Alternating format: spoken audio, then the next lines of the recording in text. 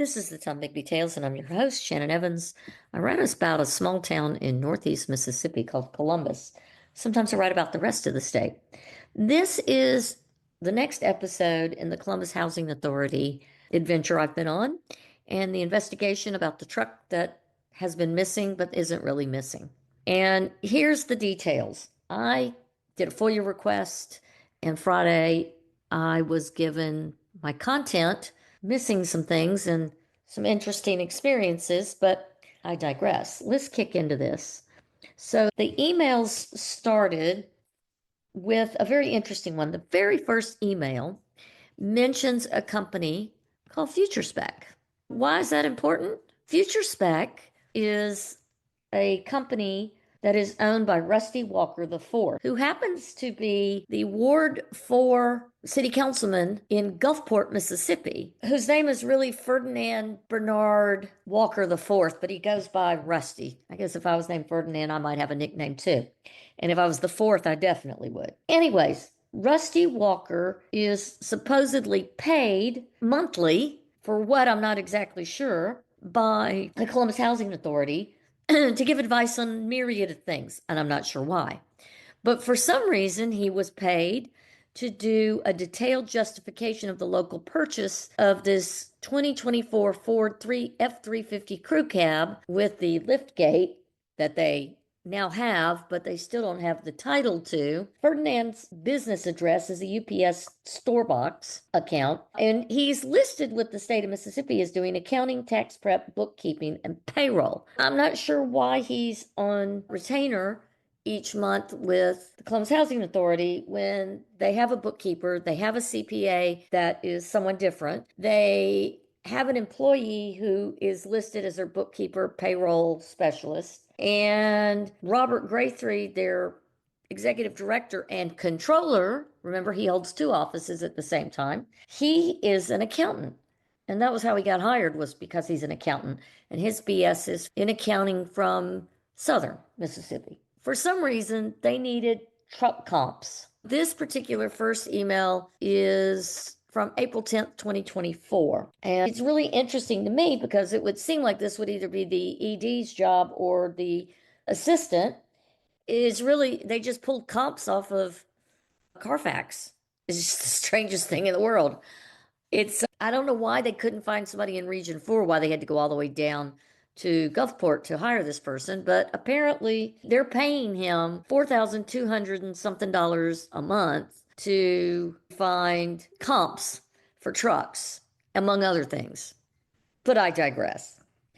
In email number two, by the way, I got over 120 emails. We have the first email between the Ford dealership and Larry Jones at the Columbus Housing Authority. Ronnie Easley, we presume that this is the actual email because in this email, and that this is from the actual Ronnie Easley, he says we do our payments through ACH transfers, and he attaches a document with the bank details for the funds to be sent to a bank that is easily traceable bank to bank and would give them all the information they need so that they weren't dealing with checks that later get sent to an individual. In email number three, we find out that that Larry gets an email from Ronnie now that states that the check should be cut to the CFO. Now, why didn't somebody bring it back to either the lawyer's attention for the housing authority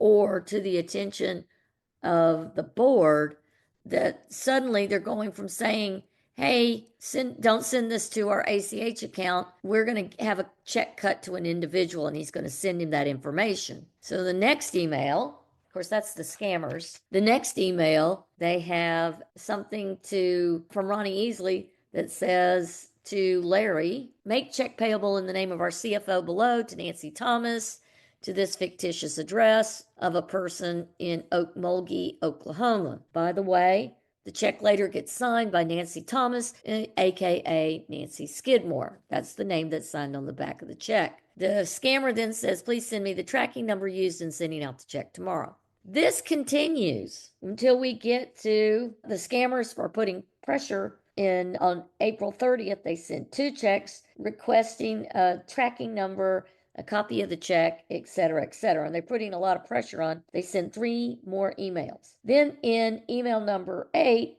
the executive director of the Columbus Housing Authority gets involved, and he tells them that they'll process the check, and he asks why can they bring the check with them when they pick up the vehicle. And in email number 9, there's a pressure from the scammers in email number 8 to send that check to the authorized CFO in that Nancy Thomas address. In email number 9, there's an email from a woman who works at the CHA to a woman named Sheila that I can't determine who she is or where she works for, except that I think she's associated with Rusty Walker. And they begin conversing about the Homer Skelton issue, about the checks. Email number 10 is Dixie again to this Sheila Hosley person with a subject about the new vehicle details. And there's an attachment which has these April 24th details. That was sent on May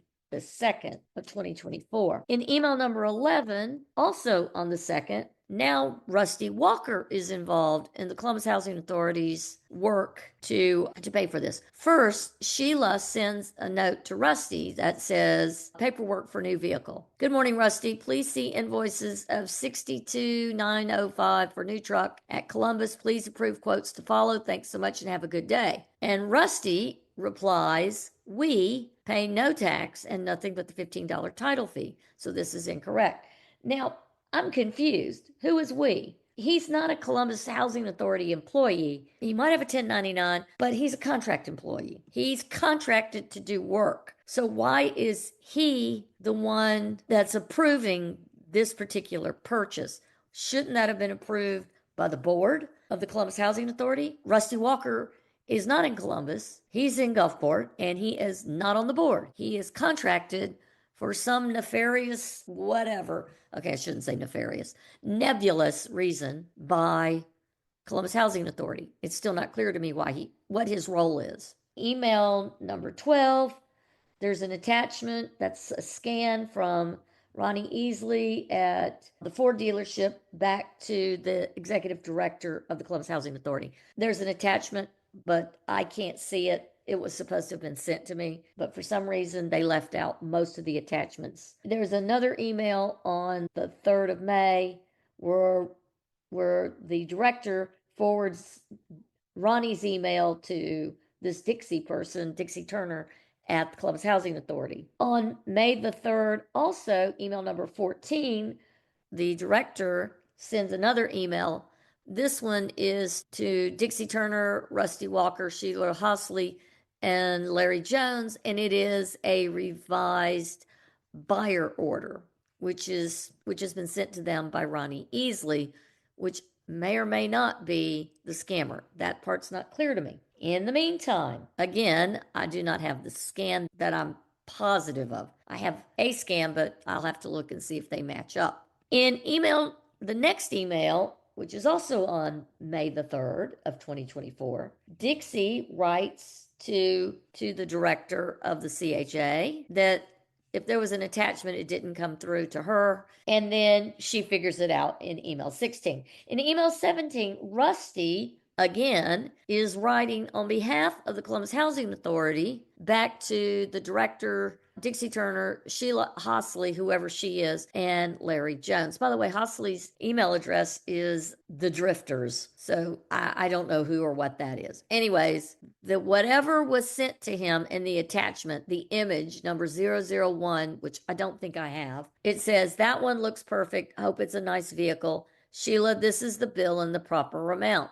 RW. That's from Rusty Walker. So I'm still not sure why he's the one and what Sheila has to do with it. So then we're still on May 3rd, another email from Rusty to the director, Robert Graythree, to Dixie Turner, this Sheila person, and Larry. It is an invoice for purchase of truck PDF. It was sent at 2 p.m.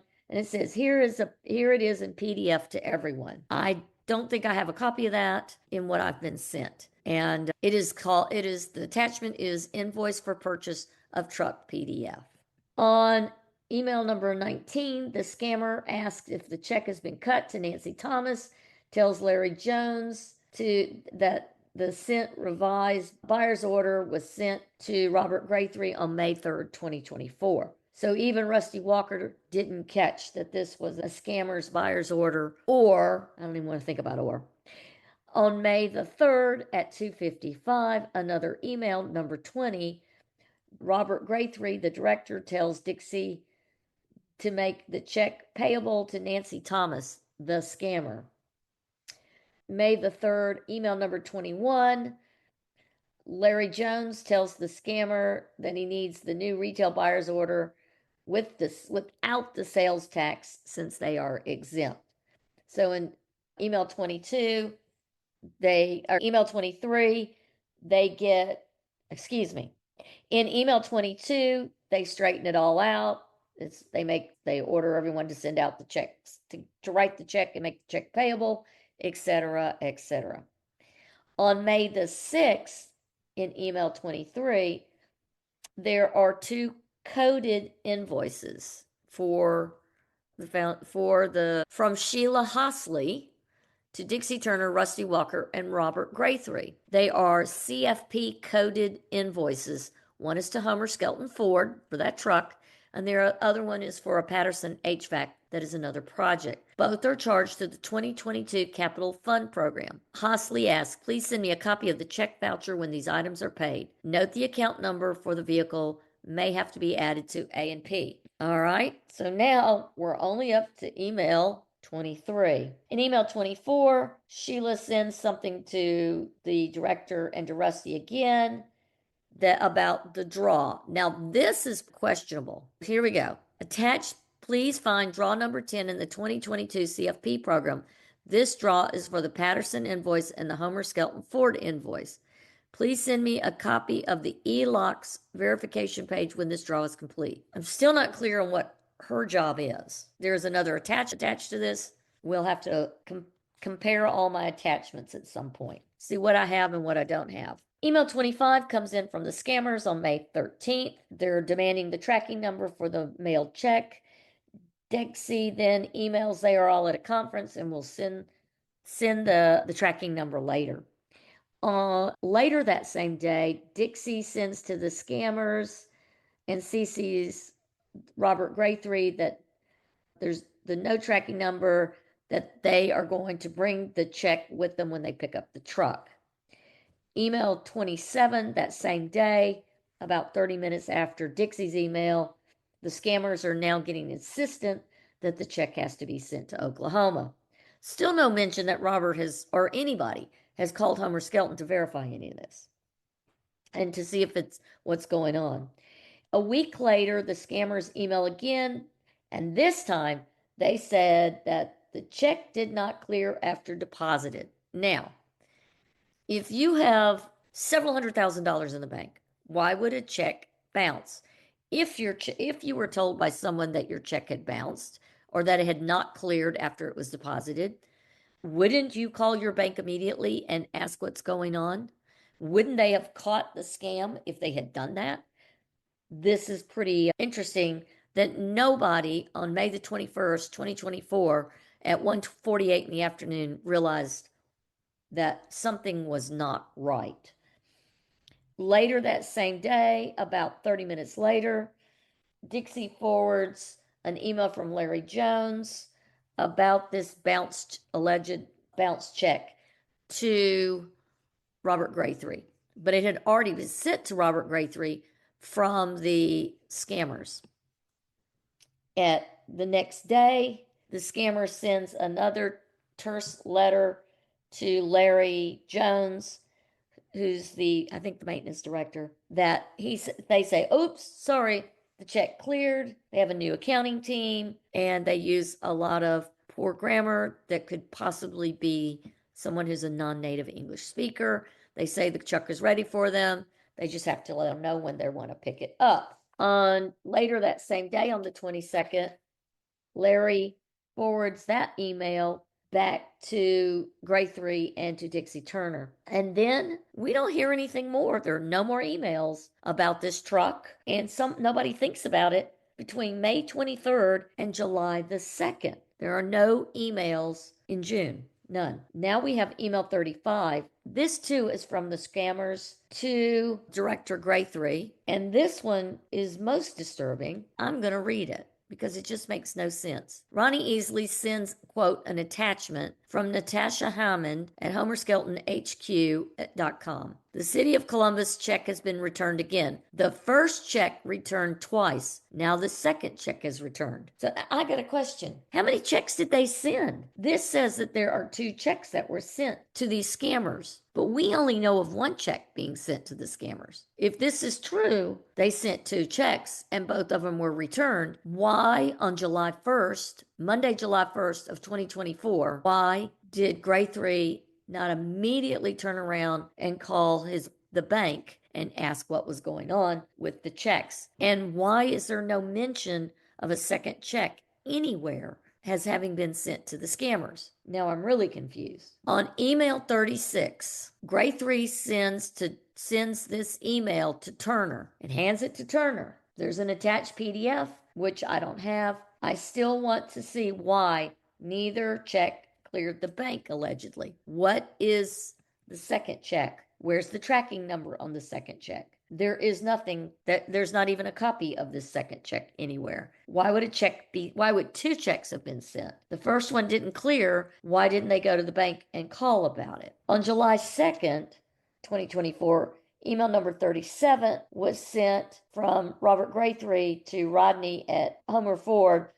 However, he had a typo in the address and it never gets through. And the same thing with with the next email, it also bounces on July 2nd. Finally, Robert sends to Dixie Turner that the April 29th email chain about the address for the distribution of funds payment, the fraudster, the one that's going to Oklahoma. In July 2nd in the afternoon, we have Robert Graythree sends Ronnie Easley at Homer Skelton Ford, and he tells him to see the email with the Oklahoma address below. On July 3rd at 11 o'clock, Dixie Turner then emails Robert Graythree with a memo to the board about the Ford issue. There is an attachment there again that I don't have, but she references conversations that she heard. So this must be the beginning of when they go to the board to report that they think they're being scammed. So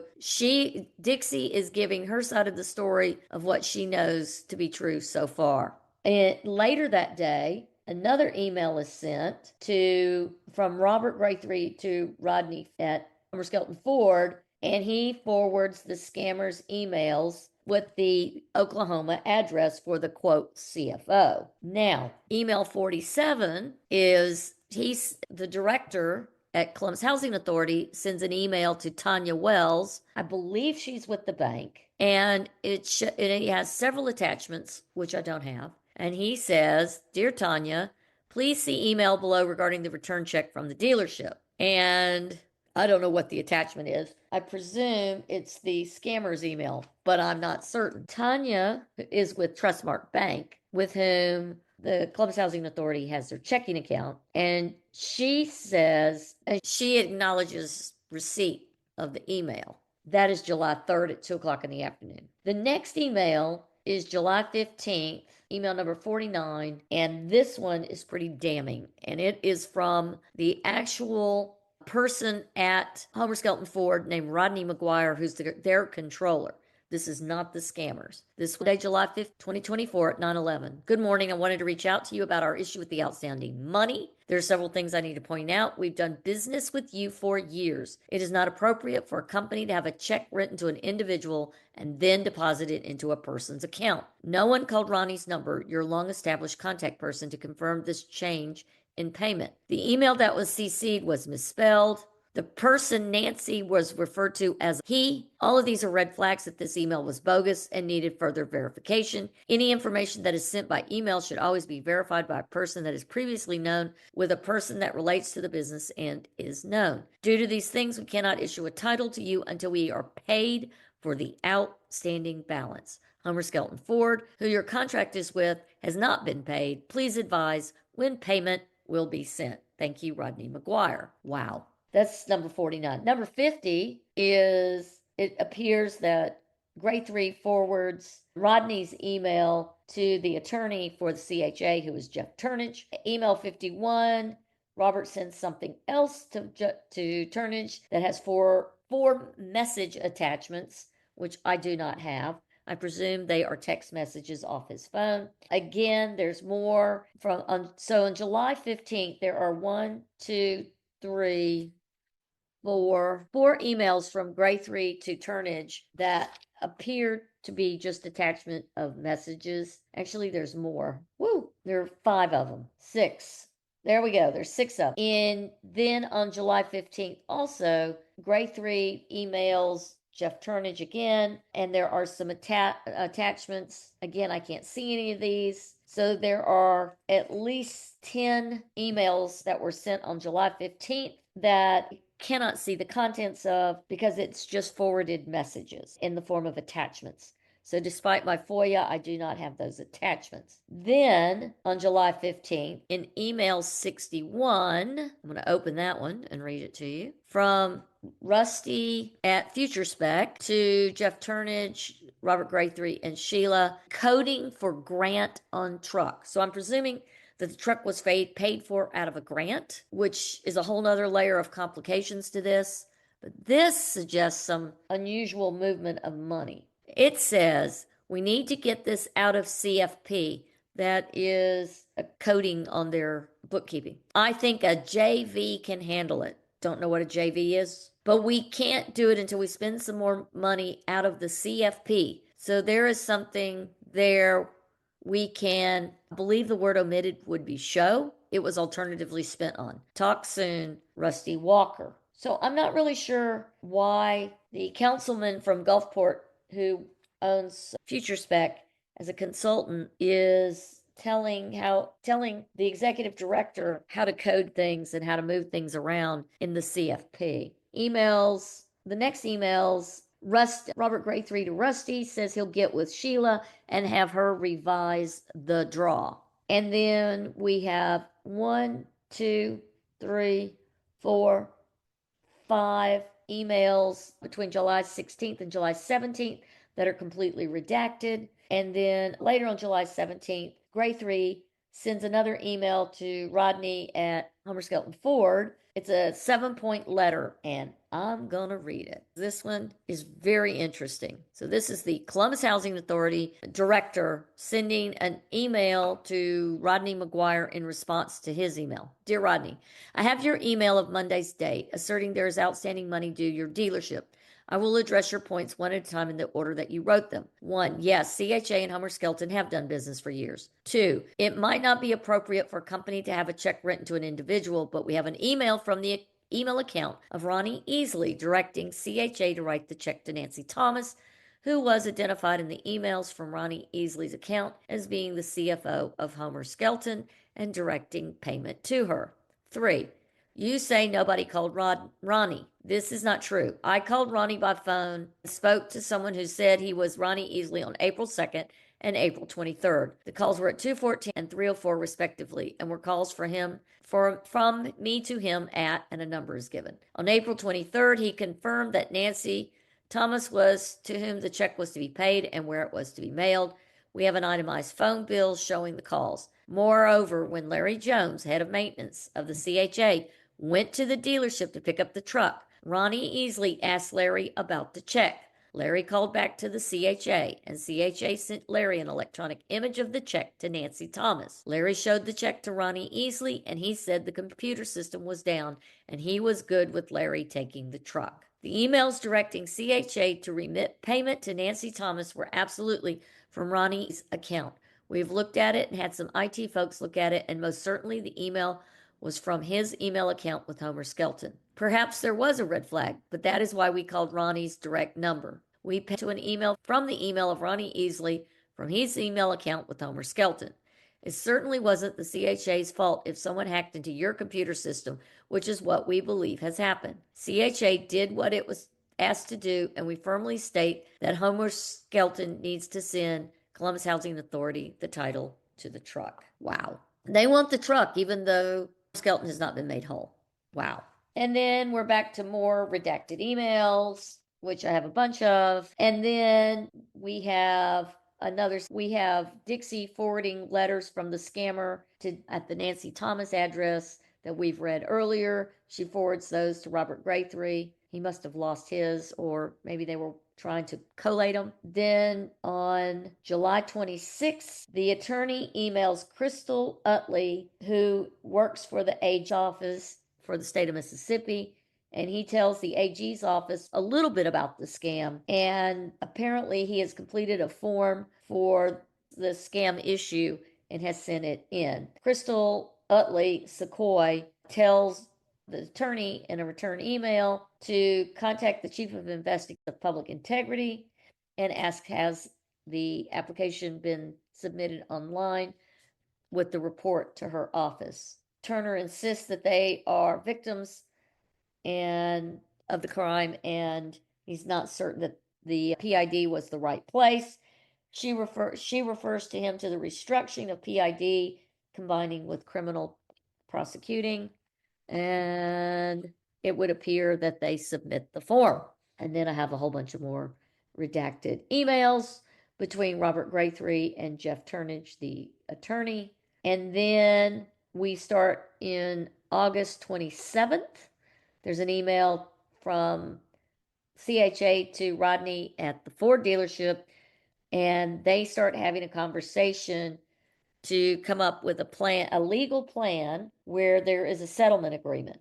Now, we believe that the settlement agreement, based on these emails and what I have been told by the attorney, is that they would pay half of the truck. So that's another $30,000 from Columbus Housing Authority. And nowhere in these emails does it say it, but according to the attorney, the Columbus Housing Authority, if an insurance claim pays, then that money will go to Homer Skelton, and it will be either their insurance money or the CHA's insurance money. It's not clear who's going to pay the other half. However, the Homer Skelton Ford is not happy with this, and as far as I know, they still have not released the title to the truck, and so the truck is sitting unused at CHA. They picked it up, but it isn't in use because they don't have the title and they can't get it licensed. Apparently, in September, there's discussion that there will be a Zoom call between CHA and the Ford dealership. And there's more redacted emails and missing attachments. And then on November the 13th of 2024, remember this all started in April, there is an email from Graythree to the Ford dealership with an attached release agreement, and he says he is awaiting Turnage, who's the attorney, and the board's approval. Now I went and looked at the board meeting minutes, and so that was 11/13 when he sent that email. On 11/14, there's zero mention of this settlement agreement in the board meeting. I looked at the board minutes from a meeting on the 20th of November. There's no mention, although there is mention of that they are facing possible litigation. Perhaps that's this. But then on the 18th of December board meeting, there's absolutely zero mention of the Ford truck in those notes either. Back to the emails. On December 3rd, the director of CHA emails back to the Ford dealer to follow up after the Zoom meeting they purportedly had. And he tells the Ford dealership that the CHA is ready to move forward with the release agreement, even though I see no response that they had any mention of this in the board meeting. It looks like there is zero board notice on this.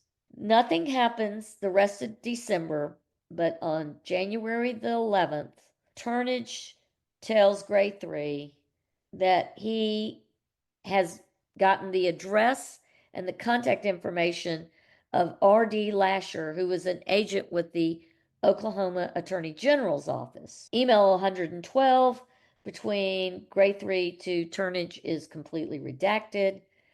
And then the next email, number 113, Guthrie sends to the Oklahoma agent the front and back and the tracking number of one of the checks that was supposedly sent to Nancy Thomas. And then there is a redacted email that was sent February 17th back to Homer Skelton that is completely redacted and I can't see it. In February of 2025, the director of CHA and the controller at the Ford dealership are starting to talk again, and they're asking for a few changes, a few edits. The one that they want right now is that they would like the term mutual releasing of liability added to the language of the agreement.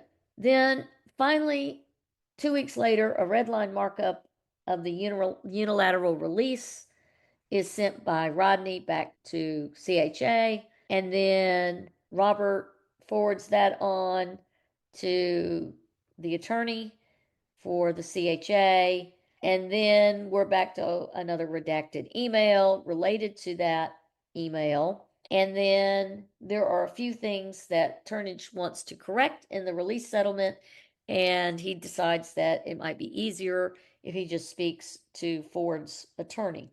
And then we're back to some more redacted emails. Then we get to April 24th, 2025 of this year, last month, just a few weeks ago. I called and emailed. First, I called at 2:30 on the 24th, and I asked who to contact, what their email was, what the telephone number was, to ask some specific questions related to the Columbus Housing Authority and this missing truck. With 12 hours of me doing that, the website that I referred to in the phone call was taken down. It is still down. It still says under construction. That's the Columbus Housing Authority email. Then at 2:36, I emailed Robert Guthrie, the executive director, and Jeff Turnage, the attorney for the Columbus Housing Authority. And that was at 2:36. By 2:51, Robert Guthrie has emailed Lasher, the Oklahoma agent, and asked for a status update. At 2:56 on that same day that I called and emailed them, the agent replies to Guthrie that the case is active and the investigation is ongoing. If I hadn't called, God only knows how long it would be before they contacted him again. But it would appear that nobody was chasing down that money since, when was that? January 11th, when they first reached out to that agent. They've never followed up since then to see if that agent needed any additional information. So January, February, March, April, middle of April, end of April, before they do anything, and it's only because I've called. I find that kind of incredible. The emails from Turnage to Guthrie related to the update with Agent Lasher are all redacted. And still, they don't have a title to that truck, and nothing is. I find all this very interesting. I'm not sure what to make of it all yet. I'm going to be honest. I would love your input. I would love your feedback. I'd love to hear what you think. But it's very concerning to me that no one seems to be worried about any of the shenanigans going on with this truck. And now, as I look into these things, I find out more and more information. For instance, if our executive director is also controller, who's watching the money? If the executive director and the controller is the same person who's an accountant, and then we have a payroll specialist, why do we have this contracted person for $4,000 a month in Gulfport who works for another city? The city councilman. Actually, he's the president of their city council. That's like the mayor. And then who are all these other players that keep fading in and out? I don't know who this Sheila Hosley is or what her role is, what company she works for, or who pays her. Why is she involved? This gets more complicated and more ridiculous and less transparent the further I dig. Now, I'm not sure where I'm going next, but I do know that one of the things I'll be digging into are the meeting notes. So tomorrow, stay tuned. I'll be digging into the board meeting notes and see what we can decipher from this and see if it raises any other questions. That's it for tonight. Until next time, I'm Shannon Evans, and this is the Tom Bigby Tales.